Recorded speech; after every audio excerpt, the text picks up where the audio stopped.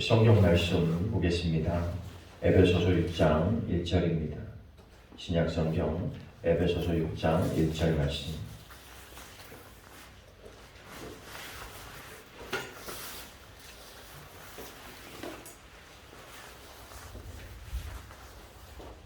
신약 성경 316페이지 에베소서 6장 1절 말씀. 네, 한 절 말씀을 우리 함께 봉독하면서 같이 읽겠습니다. 함께 읽습니다. 자녀들아, 주 안에서 너희 부모에게 순종하라. 이것이 옳으니라. 아멘. 기도하겠습니다. 하나님, 은혜와 사랑을 감사합니다. 오늘도 우리를 통해서 믿음의 가정을 세우게 하시고 또 믿음의 사람들로 살아갈 수 있는 은총 주심을 감사합니다. 우리 한 사람 한 사람이 하나님의 형상을 회복하는 삶이 되게 하시고 또 우리가 섬기는 가정들이 천국을 이루어갈 수 있도록 은혜를 더하여 주옵소서. 하나님, 오늘 특별히 어버이 주일을 맞이해서 우리가 부모를 생각하며 이 시간 예배하기를 원합니다. 하나님께서 우리 예배 가운데 함께하여 주시고 우리가 어떠한 삶을 살아야 되는지 하나님 다시 한번 깨닫게 하여 주시고 우리를 통해서 믿음의 가정을 온전히 세워갈 수 있도록 은혜를 더하여 주옵소서. 또 부모의 사랑과 기도와 그 마음을 통해서 오늘도 우리를 기다리며 우리 가운데 함께 하시는 하나님의 마음을 경험할 수 있도록 하나님 은총을 허락하여 주옵소서.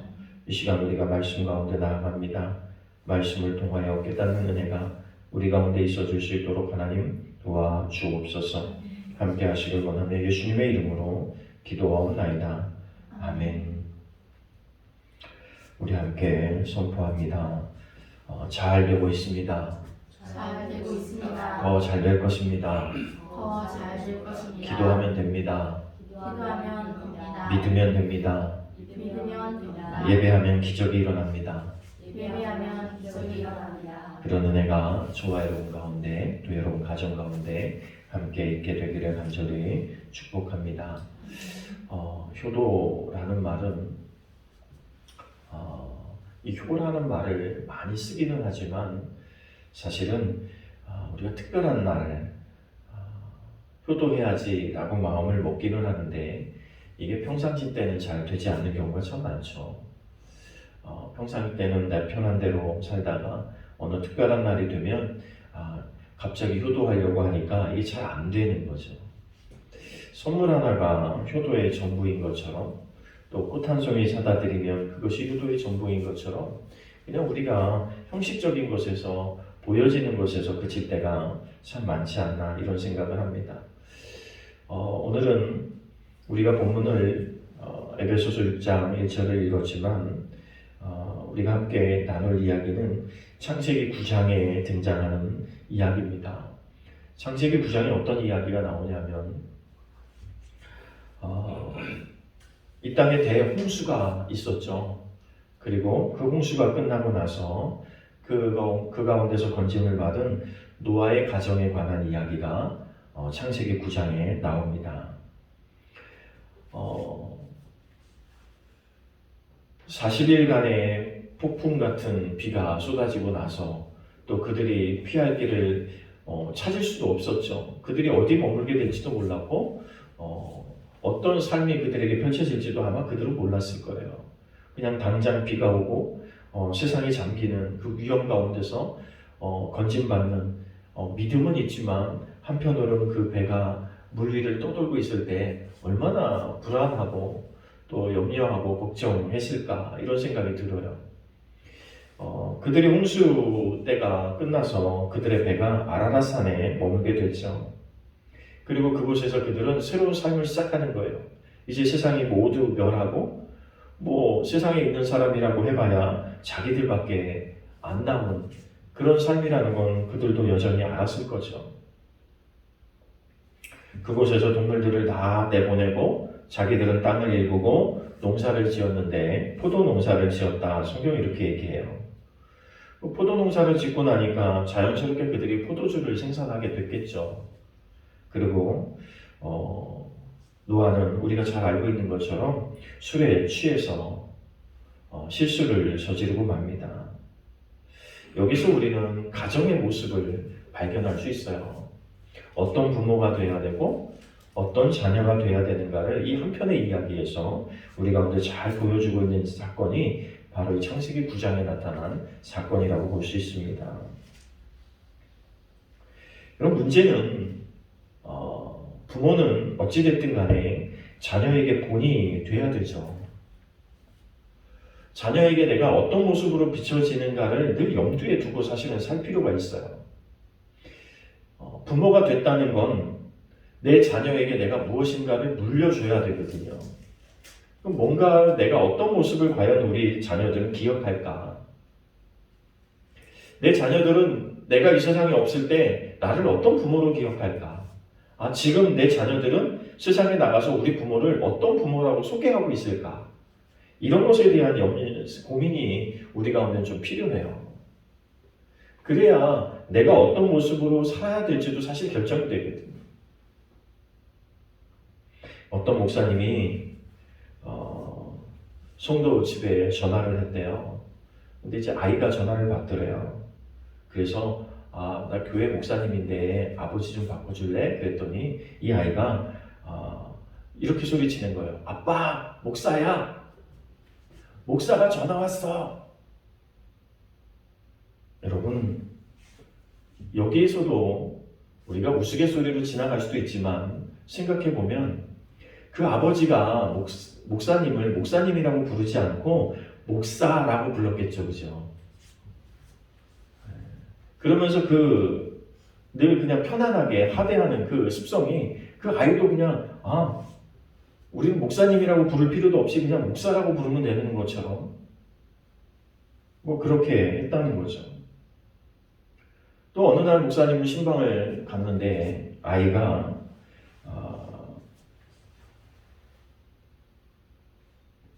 연필을 입에다 물고 이제 담배 피는 흉내를 내면서 다니더라는 거죠. 아이는 그게 뭔지도 잘 모를 텐데, 그죠? 그런데 습관적으로 부모에게 보여진 습관, 그 습관 그대로 따라하는 거죠. 그래서 사람들은 어린아이를 뭐라고 부르냐면, 모방쟁이, 따라쟁이. 너무나 우리가 잘 알잖아요. 언어를 배우는 것도 따라하기를 잘하기 때문에 사실 배우는 거거든요. 근데 행동도 여전히 아이들은 따라하거든요. 그러면서 배우는 거예요. 우리가 수도 없이 볼 수 있는 일들이 많죠. 물 한 잔을 먹고도 캬 하는 소리를 내고, 그죠? 그러니까 이게 어느 날 만들어진 게 아니라 늘 그에게 습관처럼 되어 있던 그 모습이 이 아이를 통해서 보여지고 있는 거죠. 그러니까 여러분, 우리가 행동하나를 참 조심해야 될 게 이런 것 때문에 그렇죠. 아이들은 가면서 있었던 이야기를 곧대로 아이들은 이야기하잖아요. 그죠? 내 부모가 어떤지, 내 엄마가 어떤지 그냥 있는 그대로 싸움하면 싸움한 대로 자기가 싫었던 모습은 싫은 그대로. 그래서 가끔 아이들의 이야기 때문에 많은 사람들 앞에서 창피한 경험들이 종종 우리 가운데 생기는 이유가 거기에 있죠. 여러분, 오늘 우리는 우리 자녀들에게 어떤 시각으로 비춰지고 있을까요? 부모된 우리는 과연 어떤 시각이 있을까요? 우리 자녀들에게 기도하는 엄마, 기도하는 아빠, 예배하는 엄마, 아빠, 성경 읽고 이런 모습들이 좀 그 기억 속에 남아야 우리 찬양에서처럼 어머님이 읽으시던 그 모습, 어머님이 부르시던 그 찬양 그 모습, 그게 우리한테 남을 텐데 과연 우리 아이들은 우리를 어떤 모습으로 기억할까?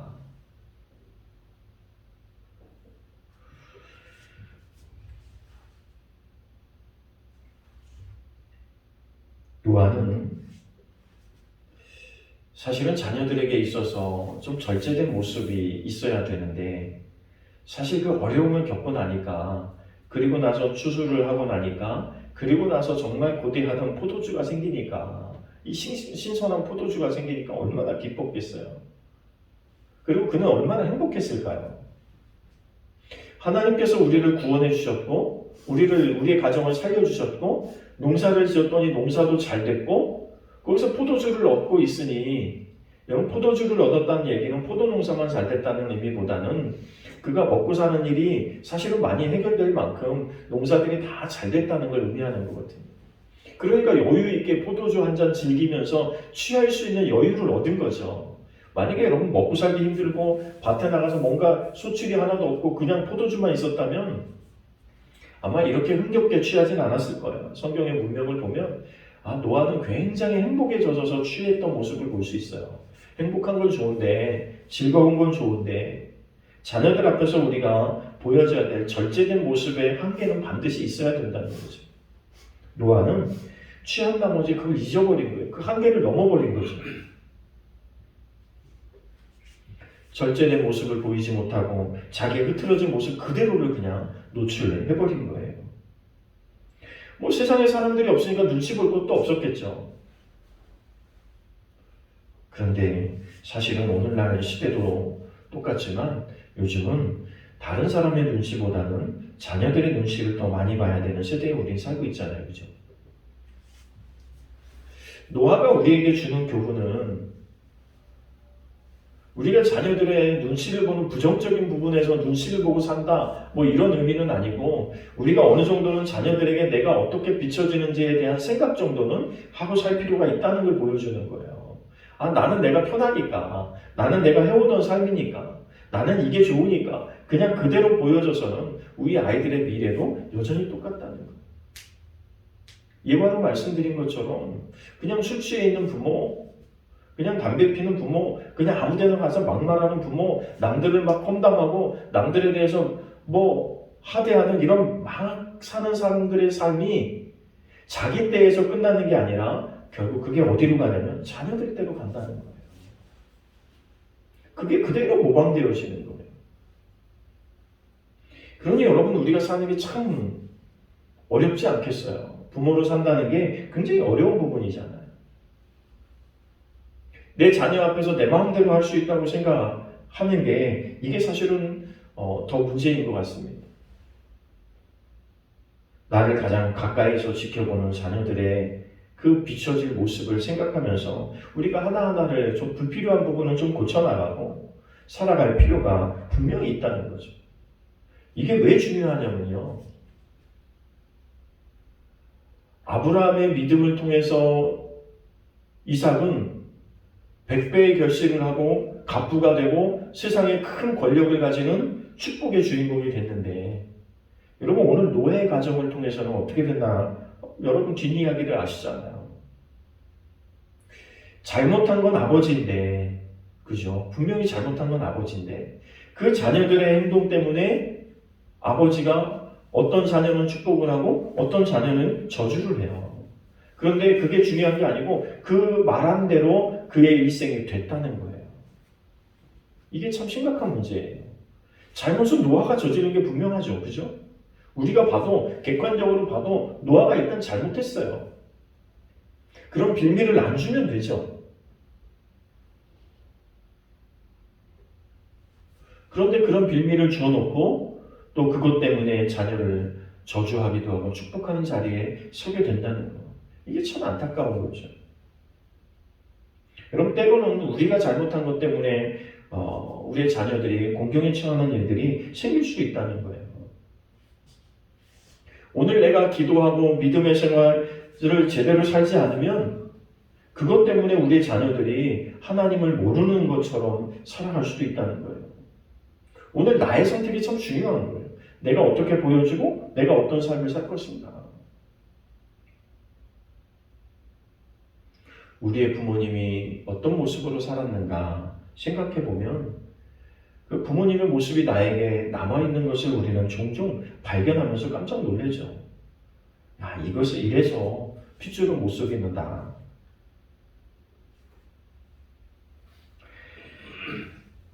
그 잘못된 결과가 자식을 축복과 저주로 엇갈리게 만드는 그런 일들을 지금 노아는 하고 있다는 거예요. 오늘 우리는 그래서 다시금 여러분에게 강조하는 거예요. 나는 우리 자녀에게 어떤 모습으로 비춰지고 있는가? 칭찬받을 만한 부모인가?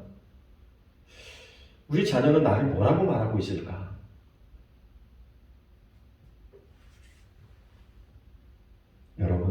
여러분의 삶을 통해서 우리의 자녀들이 복을 받을 수도 있고 저주를 받을 수 있다는 사실을 기억하십시오.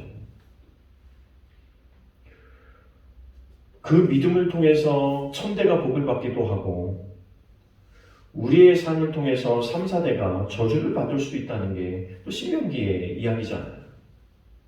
그러니까 오늘 우리 위치가 굉장히 중요한 위치라는 거죠. 내 삶이 굉장히 중요하다는 거예요.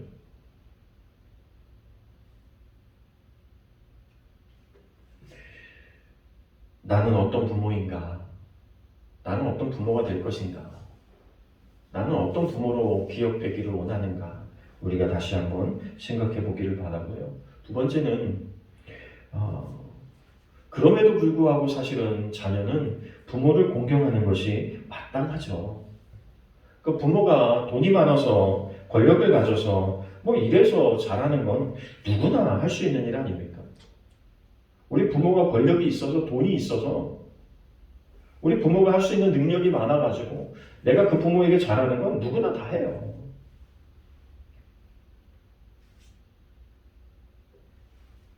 여러분, 술 취한 부모를 발견한 함이 잘못한 게 뭘까요? 술 취해서 벌거벗고 있는 노아를 자녀가 본 것 자체가 잘못은 아니에요. 그죠? 노아가 그렇게 했으니까 뭐 늘 들어가던 집에 늘 들어가던 방에 들어갔는데 그러고 있는 그걸 본 자체는 죄가 아니에요. 그런데 문제는 그 다음이 문제인 거죠. 허물을 덮지 못하고 오히려 드러내고 나가서 이야기하는 거예요. 형제들에게. 야, 아버지가 술 취해갖고 지금 벌거벗은 상태로 지금 누워있어.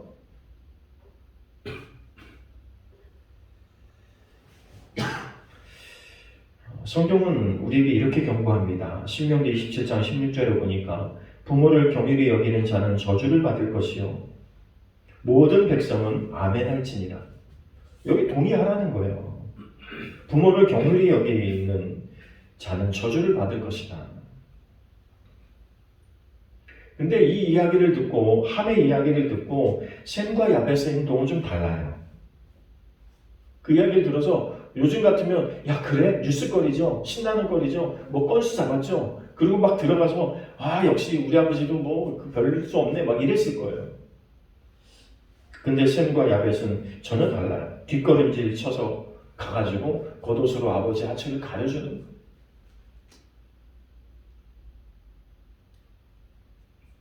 같은 자식이라도 부모의 허물을 드러내는 자식이 있는가 하면 감추어주는 자식이 있다는 거죠. 나중에 그 일을 알게 된 노아는 셈과 야벳에게는 각각 창대하게 되리라는 축복을 합니다. 그러나 함에게는 형제들의 종이 되리라는 저주를 내려버려요. 사람이 늙으면 기력도 약해지고 몸도 마음도 추해지고 뭔가 하려고 해도 잘 안 되고 가꾸려고 해도 잘 안 되고 무엇을 부리려도 뭐 늙어가는 걸 어떻게 하겠어요, 그죠? 여러분 이럴 때 할 수 있는 게 진짜 효도고 공경 아닙니까? 내 부모가 뭔가 좀 약해졌다고 생각할 때 그때 내가 힘이 되어줄 수 있는 게 효도죠. 아 우리 부모가 약해졌으니까 이제 무시해도 돼. 뭐 이건 굉장히 어리석은 생각이라는 거예요. 노아를 통해서 우리에게 보여주고 있는 게 바로 그겁니다. 성경은 부모를 공경하라고 했어요. 공경한다는 말은 부모가 받을 값을 마땅히 받는다는 뜻이에요. 공경하다. 내가 드리는데 마땅히 드려야 될 걸 드리는 거예요. 그것이 공경이거든. 우리 부모를 공경해야 된다는 말은 마땅히 해야 된다는 거예요. 당연히 해야 된다는 거예요. 부모가 잘 살아서 힘이 있어서 권력이 있어서가 아니고 부모가 가난해서 상관없이 우리 부모는 당연히 공경받아야 될 대상이라는 걸 성경은 말해요. 자녀들 입장에서 가끔 이렇게 말할 수 있어요. 우리 부모는 존경할 게 없어요. 우리 부모가 도대체 나에게 해준 게 뭐 있어요? 젊은이들이 가장 많이 하는 말이 그 말이죠. 도대체 우리 부모가 해준 게 뭐 있어요? 누구누구 집 비교하면서. 뭐 누구네 집 부모는 뭣도 해주고 뭣도 해주고. 여러분, 그럴 때마다 부모도 할 말이 있죠. 그렇잖아요? 옆집 철이는 옆집 순이는 뭣도 하고 뭣도 하고 똑같아요. 내가 우리 부모가 뭐를 안 해줬냐고 이야기할 때는 부모도 똑같아요. 너는 그럼 다른 집 아이들에 비해서 뭐 해줬냐라고 할 수 있어요. 근데 부모는 그렇게 말하지 않잖아요. 당연히 해야 되는데 하지 않잖아요. 그래, 미안해. 그저 미안한 게 부모죠. 못해줘서 미안해. 더 못해줘서 미안해. 그런데 그런 부모가 힘도 없고 아무것도 없다고 해서 무시한다고 하는 건 굉장히 어디서 본 거예요. 여기서 성경은 우리에게 축복받을 사람과 저주받을 사람이 나누어져요. 네가 이 땅에서 잘 먹고 잘 살고 싶냐? 네가 이 땅에서 장수하고 싶냐? 그러면 내 부모를 공경하라는 거예요. 이게 성경의 답이거든요. 오늘날 공경할 어른이 없다고 말하는 사람들이 많아요. 근데 그거는 머릿속에 가지고 있는 환상 속의 어른을 찾으니까 없는 거죠. 부모가 살아온 세대는 오늘 우리가 살았던 세대보다 훨씬 힘들었어요. 그리고 앞으로는 또 그럴 거예요.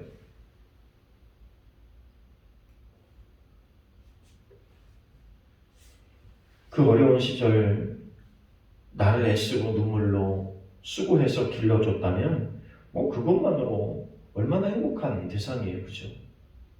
우리는 가끔 뉴스 속에서 세상에 없을 것 같으면 좋을 것 같은 자녀의 모습도 보고 세상에 없어야 되는 부모의 모습도 우리는 뉴스에서 보지만 사실 그거는 정말 극소수의 일부 아닙니까? 뉴스에서 늘 그런 것만 나오니까 그죠?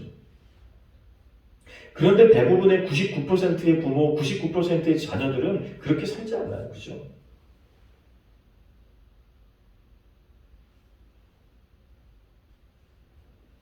오늘 부모가 공경을 받아야 되는 건 마땅히 받아야 되는 거예요. 그러니까 우리가 효도를 해야 된다고 하는 건 마땅히 해야 되는 거예요.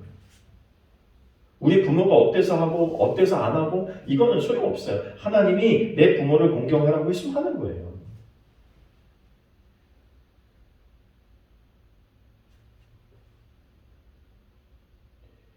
함은 저주를 받고 셈과 야벳은 축복을 받은 이유를 잘 기억해야죠. 우리 기준에서 우리의 부모가 모자랄 수도 있죠. 우리 기준에서 우리 부모가 거기에 안 맞을 수도 있죠. 그리고 내가 꿈꾸는 부모가 아닐 수도 있죠. 근데 중요한 건 뭔지 아세요? 그 부모를 하나님께서 주셨다는 거예요. 오늘 내 부모를 하나님께서 주셨다는 거예요. 내 자녀도 하나님이 주신 거잖아요. 그러면 그 안에 하나님의 뜻과 섭리가 있는 거예요. 그래서 마땅히 자녀를 사랑하고 자녀에게 본이 되고 마땅히 부모를 공경하고 부모를 기쁘시게 하고 효도를 어떻게 할 거냐? 성경은 너무 쉽게 가르쳐주고 있어요. 내 부모를 기쁘게 해. 효도가 집을 사주는 게 효도가 아니고요. 차를 멋진 차로 바꿔주는 게 효도가 아니고요. 기쁘시게 하라는 거예요. 내 부모를 기쁘게 하라. 네 어머니를 기쁘게 하라는 거예요. 어려워요. 기쁘시게 하는 일이 어려워요.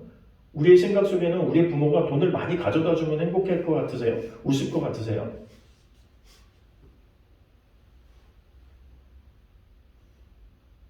우리의 부모는 자녀들이 환하게 웃는 모습만 봐도 행복했잖아요. 우리가 자녀를 키워보니까 그랬어요.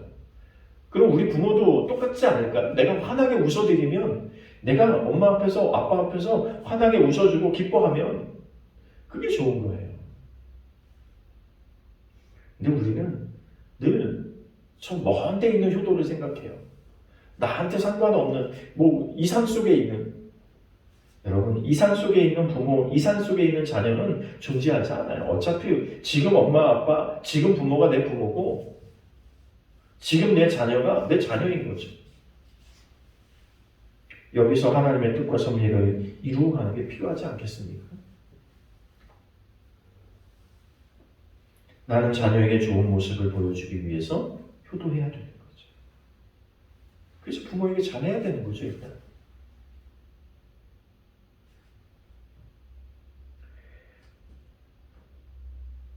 자식으로부터 공경받는 부모가 다른 사람에게도 인정과 존경을 받아요.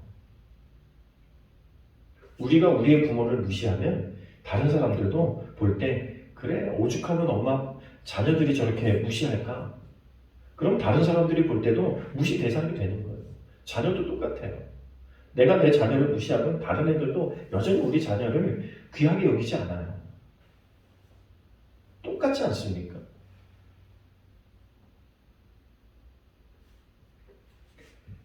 그리고 부모를 공경하는 사람에겐 장수와 형통이 있다고 성경은 약속하고 있어요.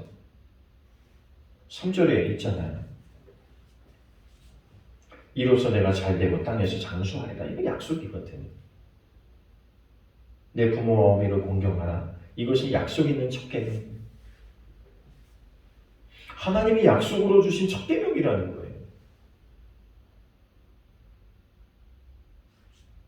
그럼 제일 중요하니까 첫 번째 주는 거 아니에요, 그죠? 우리 중요한 것을 1번 하잖아요. 그러니까 하나님께서 이 땅에 사는데 제일 중요한 첫 번째 조건이 이거라는 거예요, 이거. 여러분, 부모를 공경하고 사랑하는 사람은요, 어디 나가서 다른 어른들도 공경하고 사랑하죠. 존경하죠. 함부로 행동하지 않아요. 함부로 행동하지 않고 예의 바르게 행동할수록 사람들은 좋잖아요. 옛날에 우리 어렸을 때 막 동네 사람들 보면 인사해 막 그랬잖아요, 그죠? 근데 요즘은 동네 사람이 아니라 옆집 사람도 인사를 안 시켜요. 왜? 굳이 할 필요가 없어요. 나와 상관없는 사람이니까. 근데 옛날에는 동네 골목 가면서도 아는 어른들만 보면 모르는 어른도 동네 어른 다 인사시켰어요. 인사해야지. 어른 보면 인사하는 거야. 그러면 어떻게 해요? 동네 사람들이. 아이고, 네 집 자식인지 참 이쁘네. 못생겼어도 이쁘다 그래요, 그죠? 아유, 잘생겼으면 아유 잘생겼네 그러고, 못생겼어도 아 개성있게 생겼네, 그죠? 그러면서 뭐해요? 사탕이라도 하나 쥐어주고 용돈이라도 쥐어주고. 그럼 이게 삶의 비결을 어렸을 때 사실은 그렇게 배운 거잖아요. 남들에게 잘해서 손해볼 건 하나도 없는데 특별히 부모에게 잘해서 손해볼 건 하나도 없는 거예요. 성경은 그렇게 말하고 있는 거예요.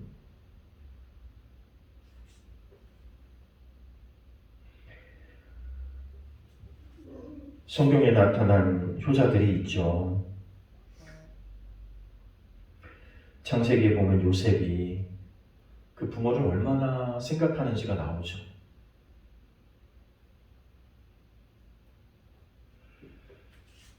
다윗도 마찬가지예요.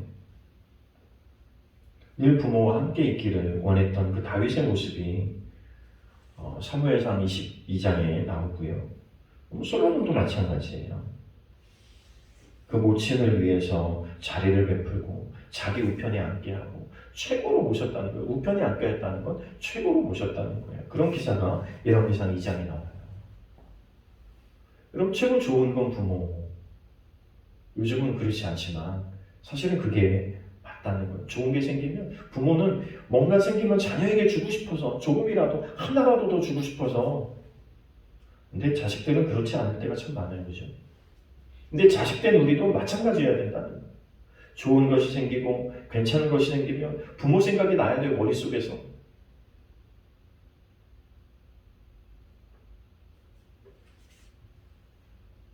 여러분, 이건 어디서 배워서 되는 문제가 아니고 누군가 훈련해서 되는 문제가 아니고 평상시 삶에서 시작하지 않으면 안 되는 문제예요. 이 학교에서 효도하라고 배우는데 됩니까? 교회에서 효도하라고 가르치는데 됩니까?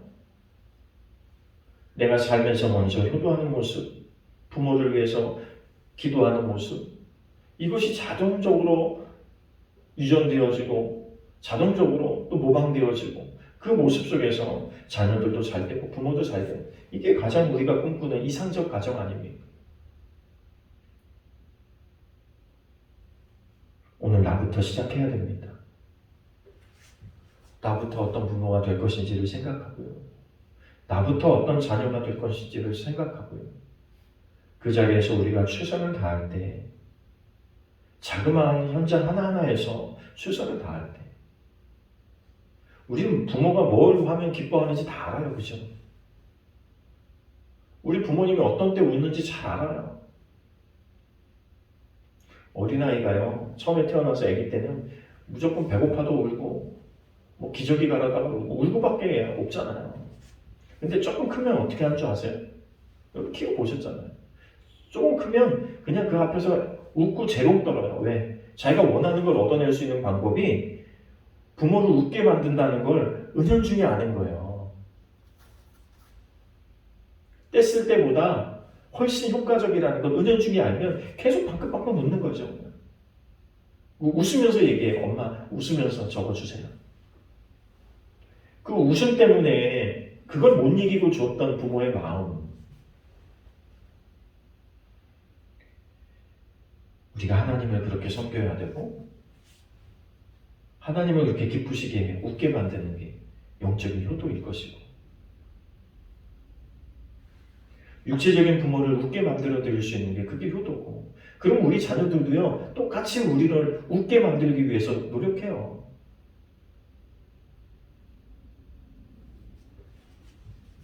여러분, 우리의 가정이 믿음 안에서 신앙으로 선순환 되는 아름다운 가정 되기를 원합니다. 노아처럼 자기가 잘못해놓고 자식을 축복하고 저주하는 자리에 서지 말고, 내가 조금 더 절제하고 내가 조금 더 조심해가지고 내 자녀들에게 좀 좋은 모습을 보여서 내 자녀들도 복을 다 받고 나도 복을 받고, 그런 믿음의 아름다운 가문이 저와 여러분의 가문이 되기를 간절히 바랍니다. 이를 위해서 여러분 기도하십시오. 우리 기도해야죠. 우리가 처음에 선포한 것처럼 오늘 기도를 시작하면서 내가 오늘 결단하면 잘 될 겁니다. 그리고 앞으로 더 잘 될 겁니다. 기도한 대로, 믿은 대로, 우리가 예배한 대로 우리의 가정은 바뀌어갈 것입니다. 그런 확신을 가지고 오늘 나부터, 자그마함으로부터 내가 뭘 해야 우리 부모가 기뻐하는지 잘 생각하시고, 내가 뭘 해야 우리 자녀가 복을 받을 것인지, 몰라서 못하는 게 아니라 알고 있는데 안 하는 거잖아요. 그걸 잘 정리하셔서 기도하는 부모, 기도하는 가정, 예배하는 부모, 예배하는 가정, 이게 되어져서 우리의 자녀들이 하나님을 떠나지 않고 이 땅에서 복을 받는 아름다운 가정 만들어 가기를 간절히 축복합니다. 기도하겠습니다.